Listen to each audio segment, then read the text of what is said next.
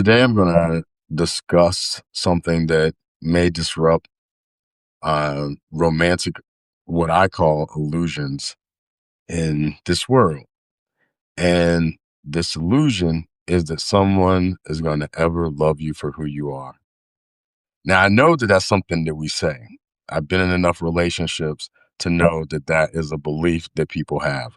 I watched enough movies to see that that is something that is kind of pushed out into our society. And I've read enough romantic novels. Yeah, I've read romantic novels. I even read a whole series of Amish romantic novels. And I know for a fact that many people want to be loved for who they are. But have you ever met anyone who's been loved for who they are? Probably the chances are slim. In fact, I bet you've never been loved for who you are. And you know what else? I bet you've never loved anyone for who they are. Now, you might lie and say that you love someone for who they are. But in my experience, which doesn't mean that I'm right for myself. But my experience has been, and I've counseled people, I've sat with people crying, I've been with all kinds of people over the years of being a minister and over the years of being a friend. And so far, even with my kids, I've never seen anybody love anyone for who they are. They either love them for who they've been, or they love them for who they might become, or they love them for who they think they will be. Hey, Sharon. So I don't really believe that people can love folks for who they are because people are not static beings. No one becomes something and then stays whatever they've been forever. That's just not a thing. So to love somebody for who they are, you're going to have to love them in the present moment, no matter what they're doing, no matter how they're showing up. In order to love someone for who they are, you have to love them right now. And so, say someone's being a jerk to you right now, you're going to want them to not be a jerk.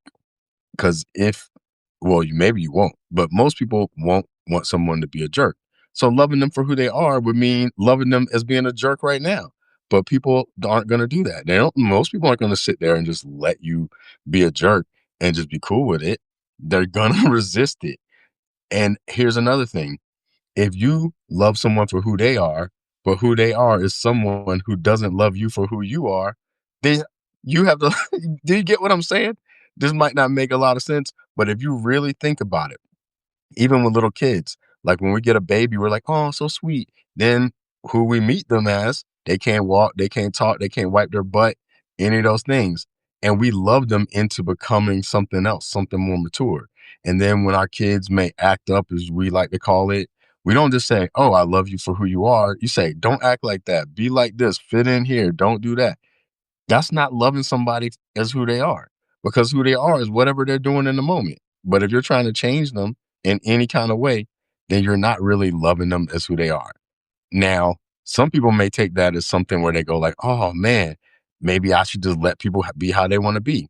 Or we could give up the illusion of there being such a thing as loving people who they are and us being loved who we are. And that's the hardest part, is we want to be loved for who we are, but we don't even stay the same. We don't even know ourselves. I don't know how many people who have different experiences and then later they're like, oh, I wasn't myself, or whatever the case may be. So while you weren't being yourself, and you may be acting some kind of way, did you expect the person to love you as you are when you yourself can admit that you weren't whoever yourself is?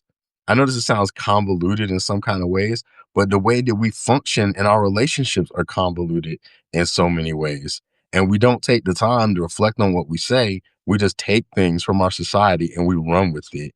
And we run with like emotionality. We run with wanting things and trying to make outcomes be a certain way.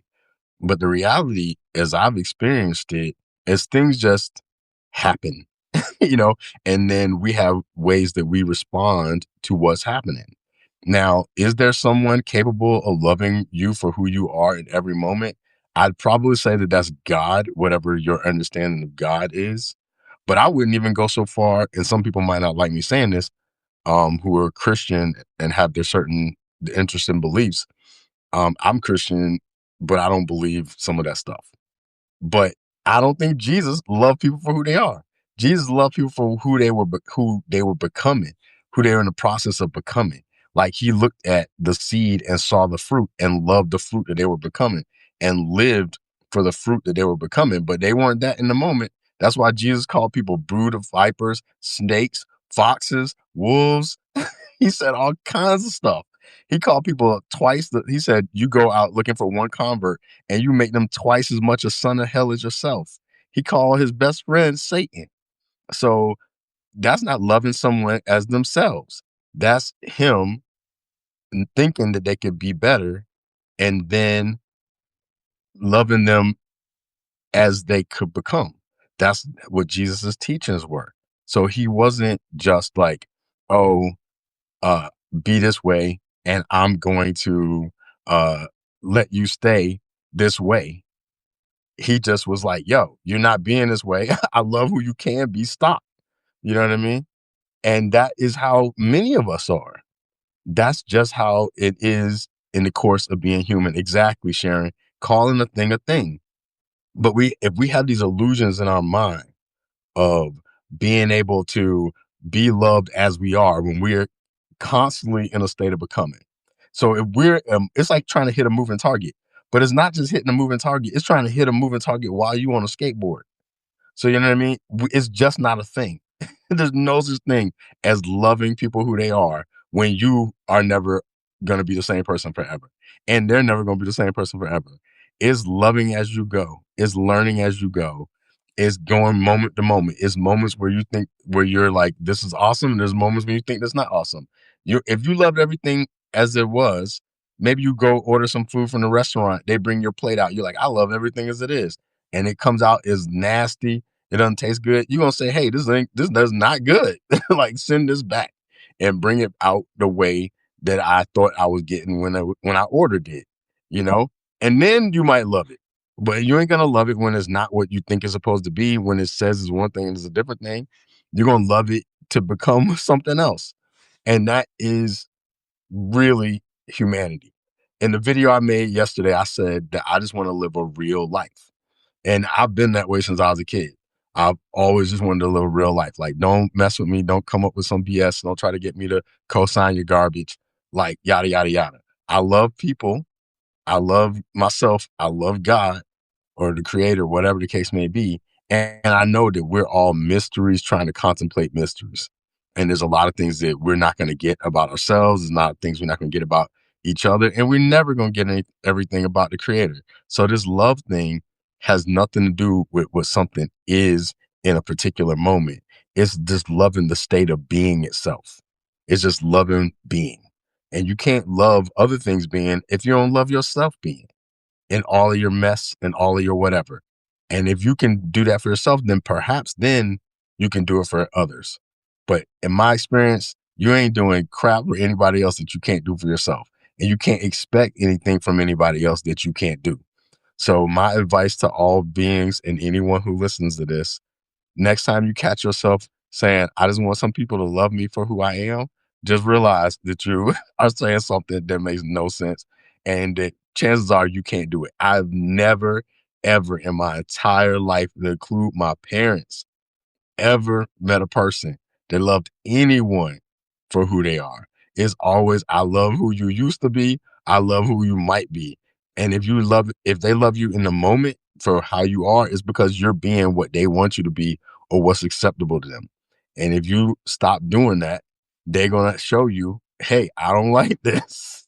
And they're going to try to love you into being who you used to be or being somebody else. Sharon, am I lying? You- Am I lying?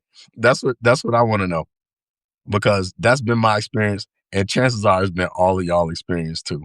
So that's my little bit of advice today, in my course of living my true life. I'm gonna tell you one funny thing before I go though. I was laying down. I took like a little mini vacation last night, and I was laying in the bed. I was contemplating some stuff, and something popped in my mind and said, "Oh, it all makes sense now.